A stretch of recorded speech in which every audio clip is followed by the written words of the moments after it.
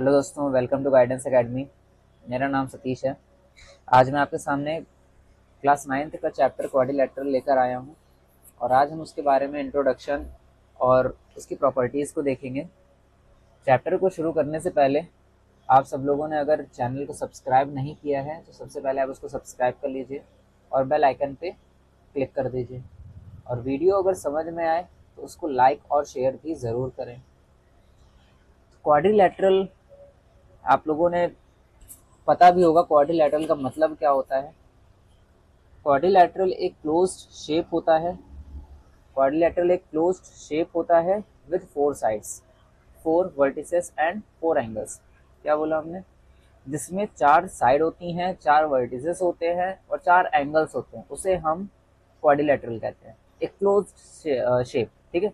Vertices का मतलब क्या होगा? जैसे मैंने यहाँ पर एक फिगर बनाया 4 साइड का, तो जब 2 आर्म्स यानी 2 साइड्स, ठीक है, उस शेप की 2 साइड्स जिस पॉइंट पर आके मिलेंगी उसको हम वर्टिसेस कहते हैं, ठीक है। एंगल्स तो आपको पता ही होंगे क्या होते हैं। 2 साइड्स के बीच में बनने वाले एंगल्स, है ना, बीच में जो बनता है उसे हम एंगल्स कहते हैं। तो अगर हम टाइप्स ऑफ क्वाड्रिलेटरल की बात करें तो पहला टाइप है स्क्वायर। स्क्वायर के बारे में भी आप जानते होंगे, जिसकी 4 साइड्स होती हैं और वो इक्वल होती हैं। जैसे मैंने यहाँ पर एक शेप बना दिया, एक फिगर बना दिया स्क्वायर का, इस तरह से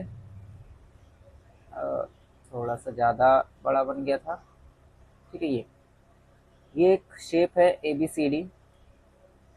इसकी चारों साइड्स, 4 साइड्स क्या होंगी?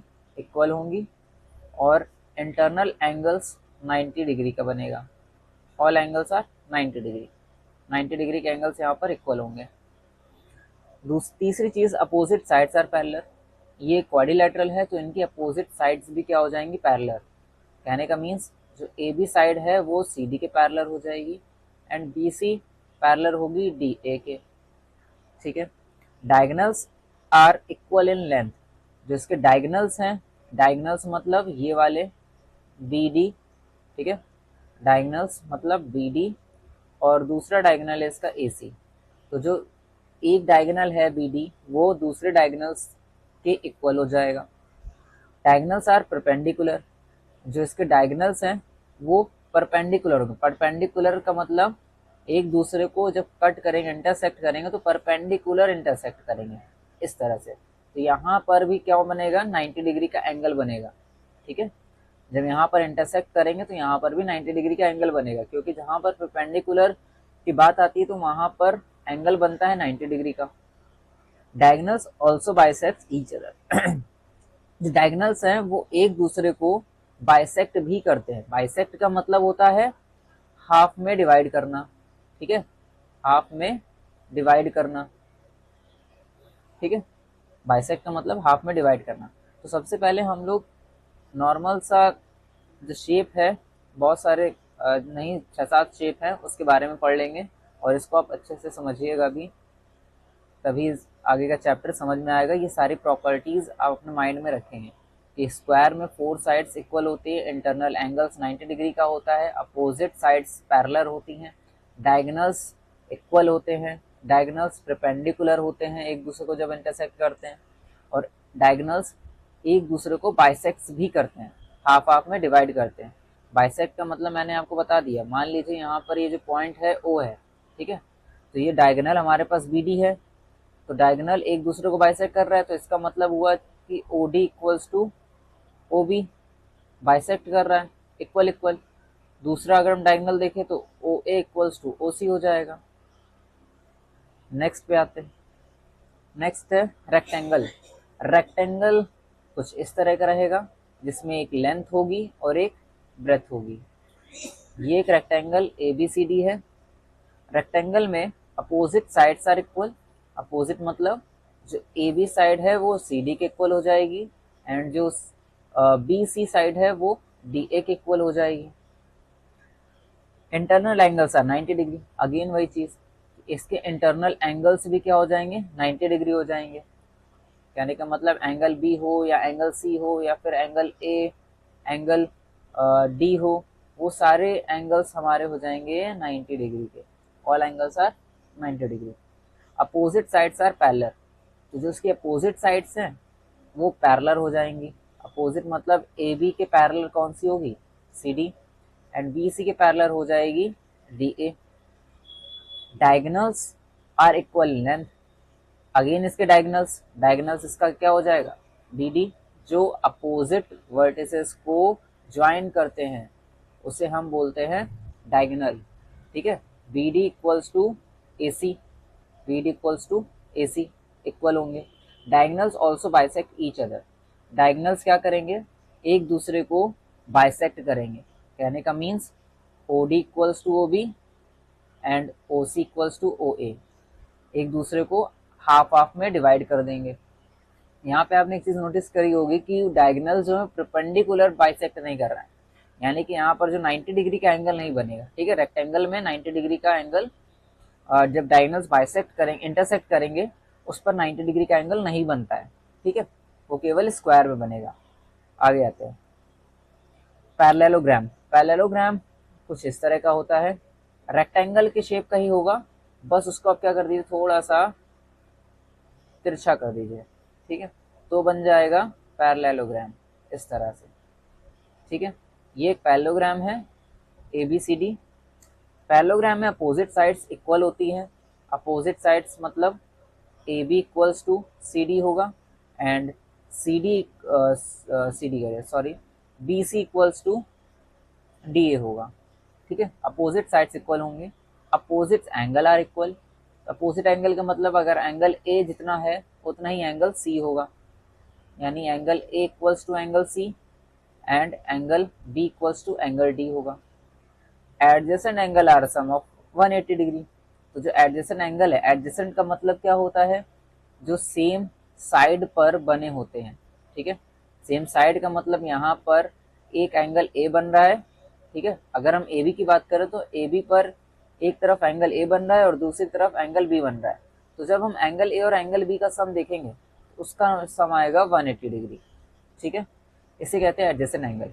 डायगोनल्स बाइसेक्ट्स ईच अदर, जो इसके डायगोनल्स होते हैं ए से सी एंड बी टू डी, वो दोनों एक दूसरे को बाइसेक्ट करते हैं, ठीक है, यानी O D equals to O B and O C equals to O A. तो मैंने अभी हम लोगों ने 3 शेप पढ़े हैं, स्क्वायर, रेक्टेंगल एंड पैरेललोग्राम। उसमें ये चीज कॉमन है कि डायगोनल्स एक दूसरे को बाइसेक्ट कर रहे हैं, ठीक है। आगे चलते हैं। रोम्बस, रोम्बस स्क्वायर जैसे आप बनाते हैं उसको थोड़ा सा आप टेढ़ा कर दीजिए स्क्वायर को, तो बन जाएगा आपका रोम्बस ऐसे।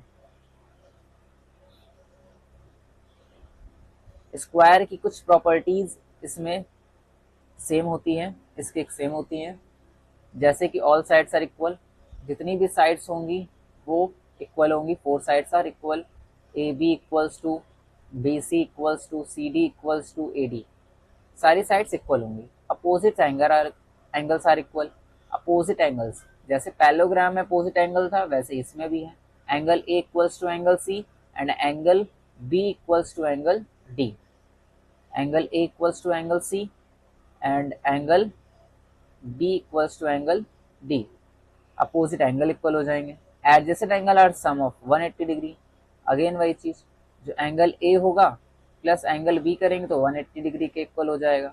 ऐसे ही और भी एडजेसेंट एंगल आ सकते हैं, एंगल बी और एंगल सी एडजेसेंट एंगल हैं, एंगल सी और एंगल डी एडजेसेंट एंगल हैं, एंगल ए और एंगल डी एडजेसेंट एंगल हैं।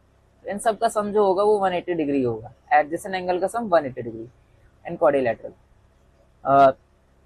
डायगोनल्स आर ऑल्सो बाइसेक्टर, जो डायगोनल्स हैं वो क्या कर रहे हैं, आपस में बाइसेक्ट कर रहे हैं, जिसके डायगोनल्स हैं वो भी बाइसेक्टर हैं, मतलब बाइसेक्ट करते हैं एक दूसरे को, यानी कि O A equals to O C and O B equals to O D, diagonals are perpendicular.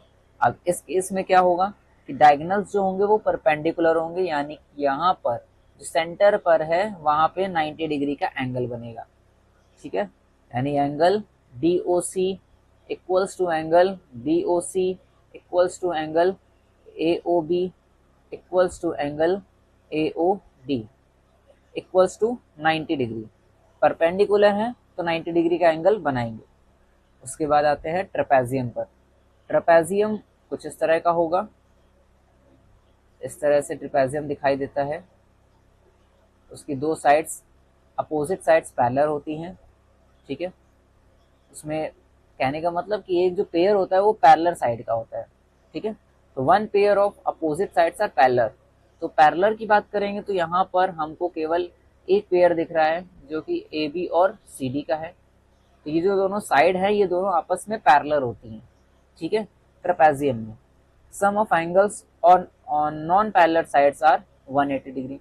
और जो मतलब कि जो नॉन पैरेलल साइड है इसकी अगर हम बात करेंगे तो इनका सम 180 डिग्री का होगा, angle A plus angle D. And इसकी बात करेंगे एंगल बी और एंगल सी का, ठीक है, angle B plus angle C, इनका जो सम होगा वो 180 डिग्री का होगा, नॉन पैरेलल साइड का, याद रखेंगे, ठीक है, सभी का नहीं, नॉन पैरेलल साइड का। नॉन पैरेलल साइड पर जो एंगल बनेगा उनका जो सम होगा, ठीक है, वो 180 डिग्री का होगा, ठीक है।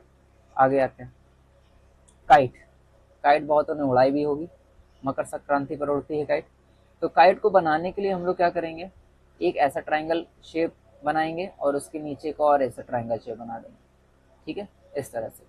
इसमें क्या होता है कि जो मतलब मान के चलिए आइसोसेलेस ट्राइंगल को फॉलो किया जाता है इसमें, ठीक है, इस तरह से ये दोनों साइड इक्वल होती हैं और ये दोनों साइड इसके इक्वल होती है, ठीक है। Pair of adjacent sides are equal, pair of adjacent sides are equal, इसकी जो एडजेसेंट साइड्स हैं वो इक्वल होती है, ठीक है, उनका पेयर इक्वल होता है, ठीक है, इस तरह का। One pair of opposite angles is equal, one pair of opposite angle is equal. तो वन पेयर का मतलब क्या है, जो एक पेयर है आप इसका, ठीक है, वो अपोजिट एंगल्स के इक्वल होता है, ठीक। डायगोनल्स आर परपेंडिकुलर, डायगोनल्स इसमें कैसे होंगे, एक दूसरे पर परपेंडिकुलर होते हैं। डायगोनल्स का मतलब ये एक डायगोनल जा रहा है, नेम दे देते पहले इसको हम ए बी सी डी, ठीक है, एक ये डायगोनल गया और दूसरा ये डायगोनल आया। तो जब यहाँ पर ये कट करेगा तो यहाँ पर 90 डिग्री का एंगल बनाएगा, परपेंडिकुलर होगा। Long diagonal bisect small diagonal. Long diagonal का मतलब AC, लॉन्ग डायगोनल क्या है, AC। AC क्या कर रहा है, वो BD को बाइसेक्ट कर रहा है, ठीक है। AC इज बाइसेक्ट, या इसको ऐसे लिखें, AC बाइसेक्ट्स BD, ठीक है। लॉन्ग डायगोनल है AC एंड स्मॉल डायगोनल है BD, तो AC BD को बाइसेक्ट कर रहा है।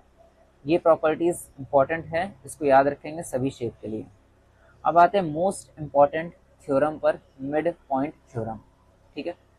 तो मिड पॉइंट थ्योरम में पहली चीज, पहला लिखा हुआ है द लाइन सेगमेंट, ध्यान समझेंगे इसको, line segment joining the mid points of any two sides of a triangle is parallel to the side, parallel to the third side and is half of it.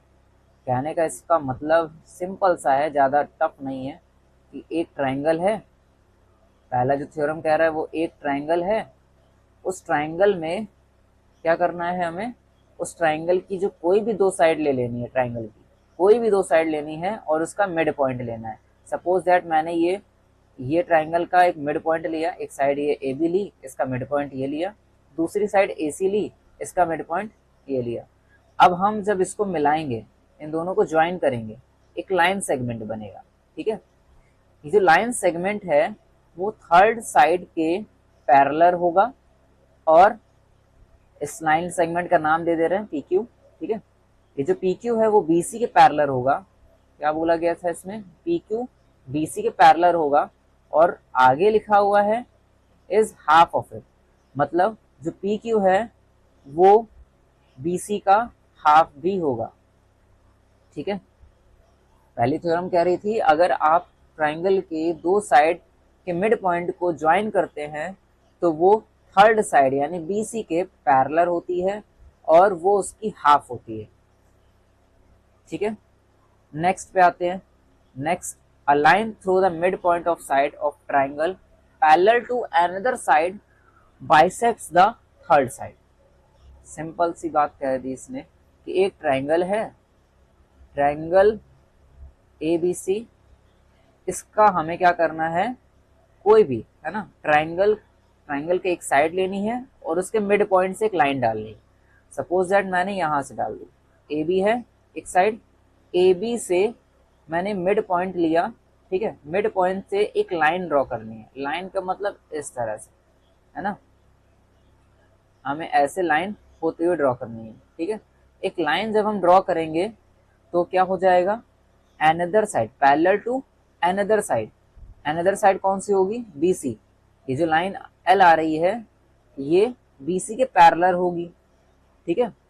और bisects the third side, third side कौन सी हो जाएगी, AC, AC को ये half कर देगी, ठीक है। तो क्या क्या इसने बोल दिया कि जो लाइन एल है वो बीसी के पैरेलल होगी और क्या करेगी, line L bisects, bisects AC, AC को बाइसेक्ट कर देगी। थर्ड साइड हमारी एसी थी, ठीक है, एसी को बाइसेक्ट कर देगी।